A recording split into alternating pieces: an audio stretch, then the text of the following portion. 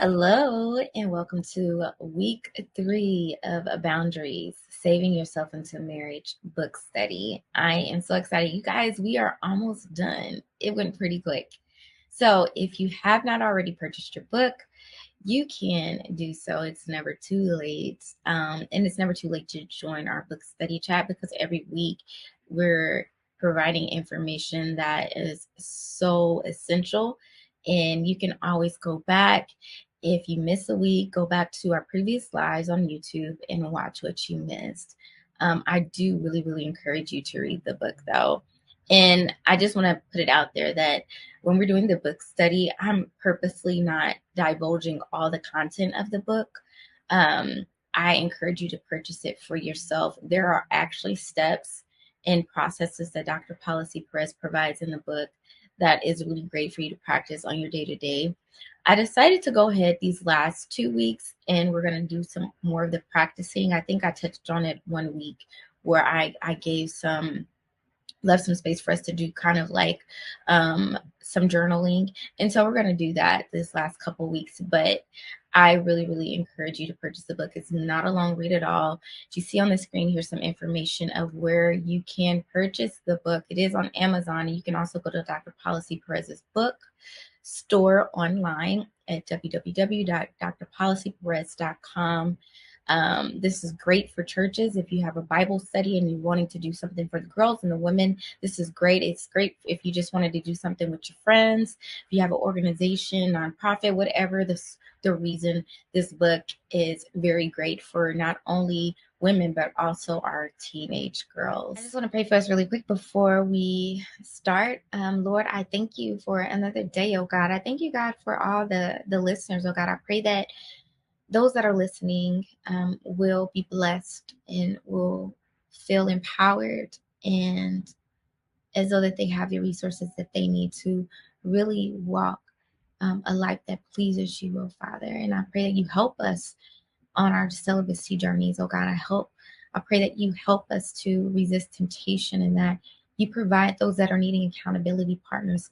I pray that you provide them someone that they can lean on through this time. I pray that you give us strength, oh God, strengthen you, oh God, to be celibate and to be proud of it and to walk confidently in it, oh God, and not to waver.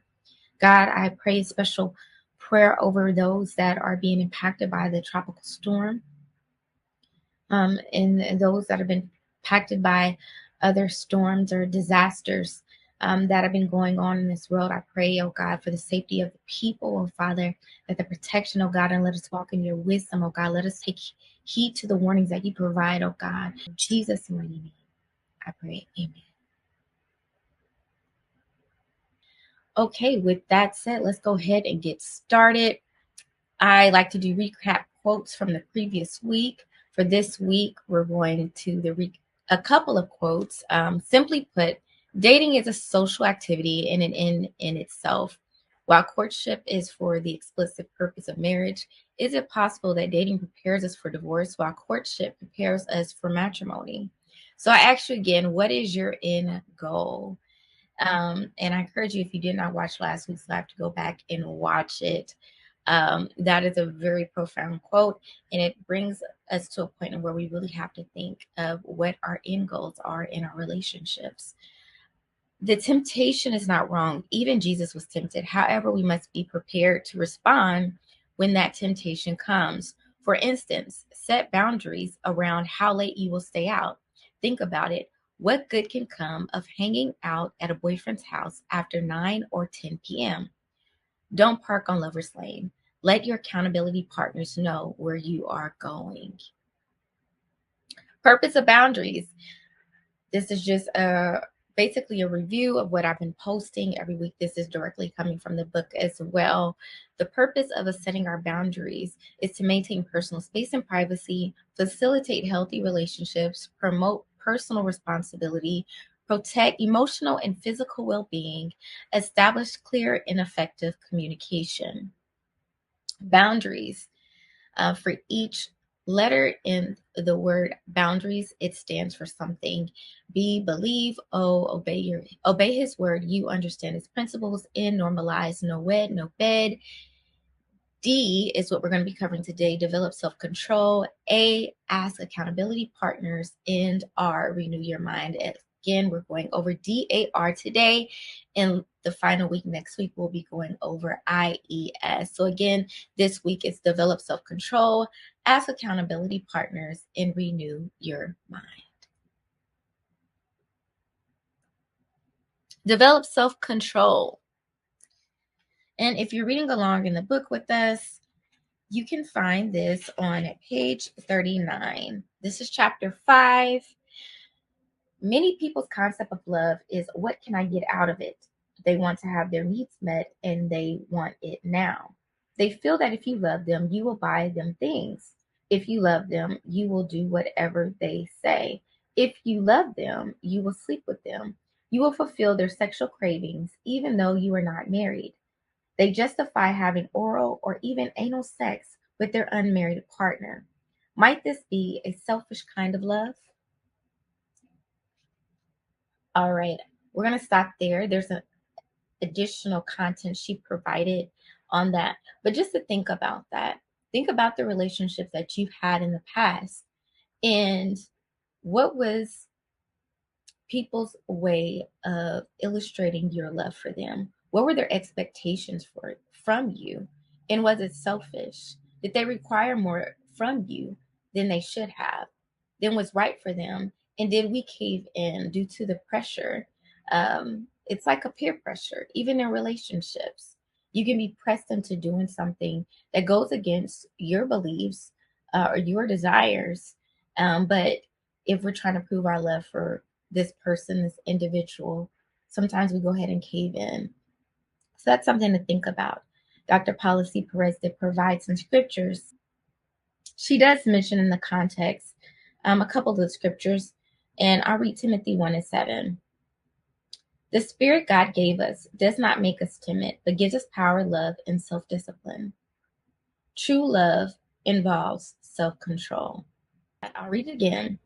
The Spirit God gave us does not make us timid, but gives us power, love, and self-discipline. And then Dr. Paula C. Perez inserts, true love involves self-control.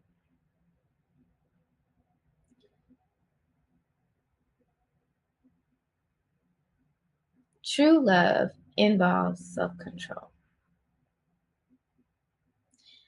So identify, in what area of your dating life do you need to regain control? If you would like to, I encourage you to journal it or just think on it for just a moment. In what area of your dating life do you need to regain control?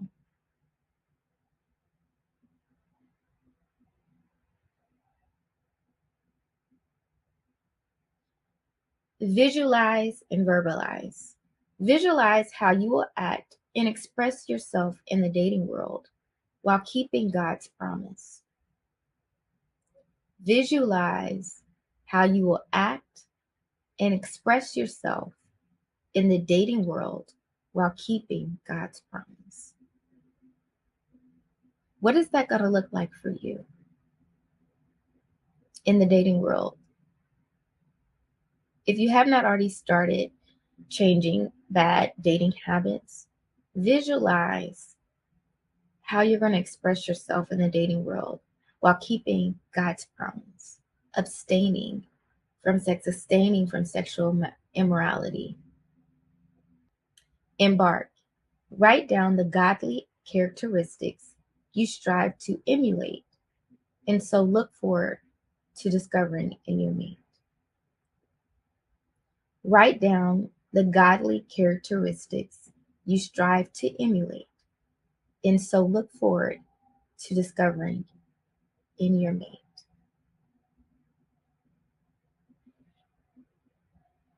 I'll give you a second to think on those things, maybe even jot down some notes, and then we'll go on to chapter 6.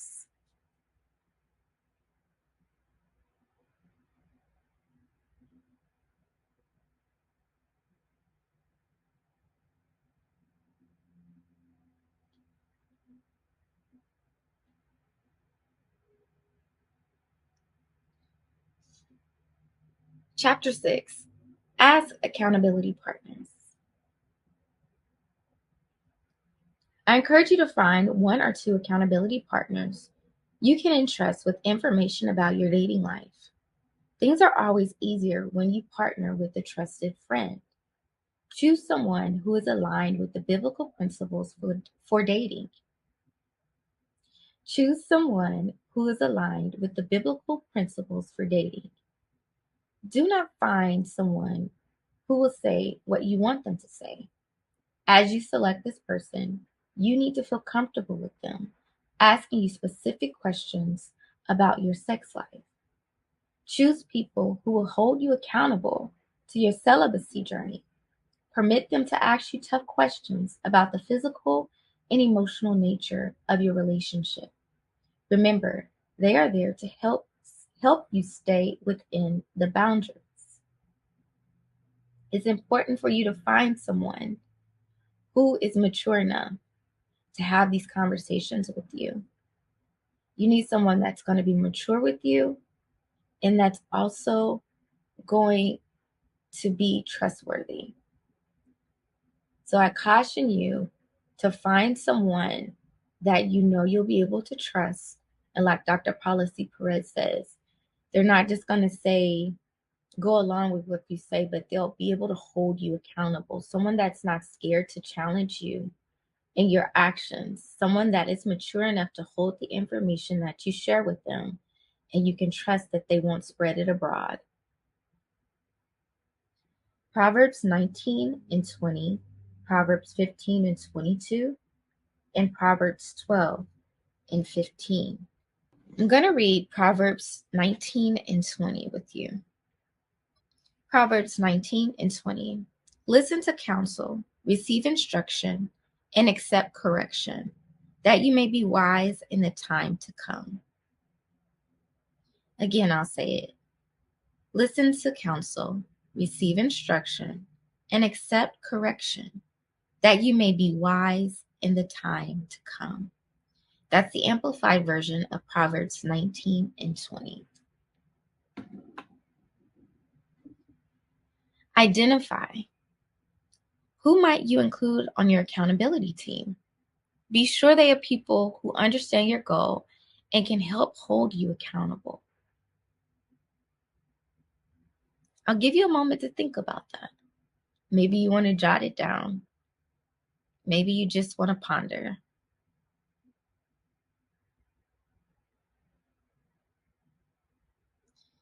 Visualize and verbalize. Visualize how you will act and express yourself in the dating world while keeping God's promise. Ask your accountability partner to keep you in check in those areas. I'll read it again. Visualize how you will act and express yourself in the dating world while keeping God's promise. Ask your accountability partner to keep you in check in those areas. Embark. Develop a list of questions you want your accountability partner to ask you regularly. I'll give you a moment just to ponder or to jot down some notes on these things.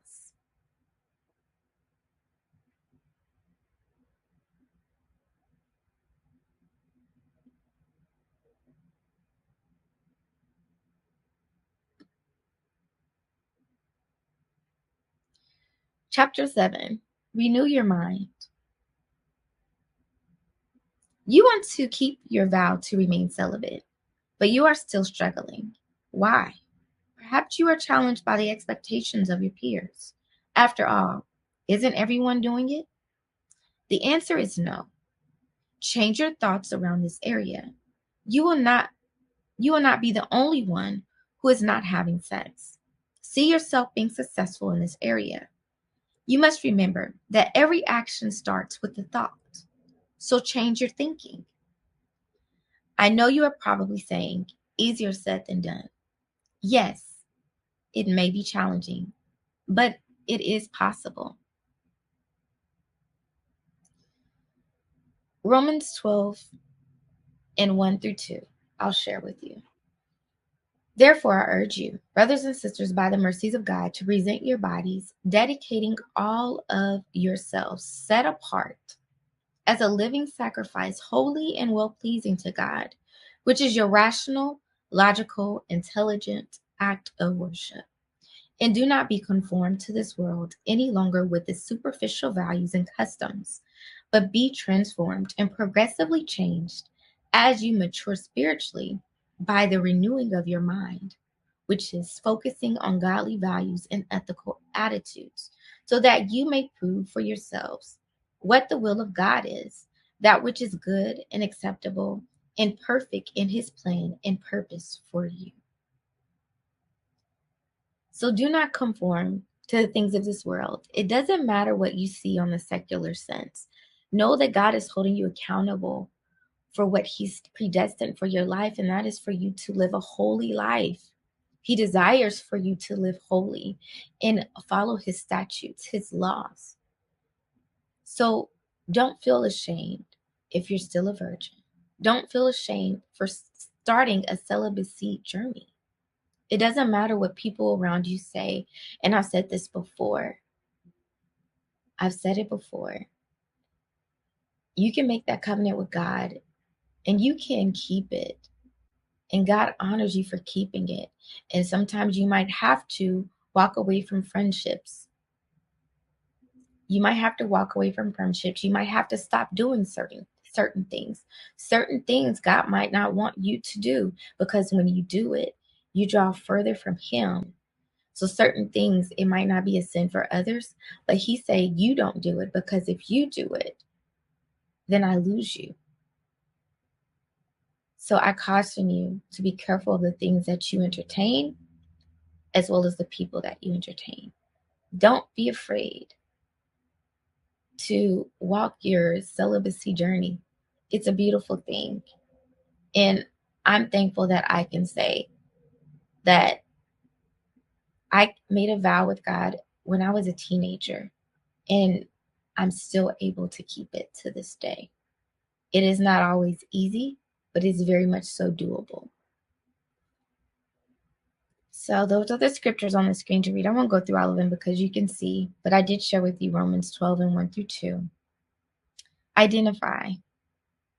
In educational realms, we use the term stinking thinking with our students, which refers to those negative thoughts that result in self-sabotage. In what area of your thought life about relationships do you have unhealthy thoughts? In what way has the media or the culture corrupted your thinking or values? In what areas of your thought life about relationships do you have unhealthy thoughts? In what way has the media or the culture corrupted your thinking or values? I'll give you a moment to think on that.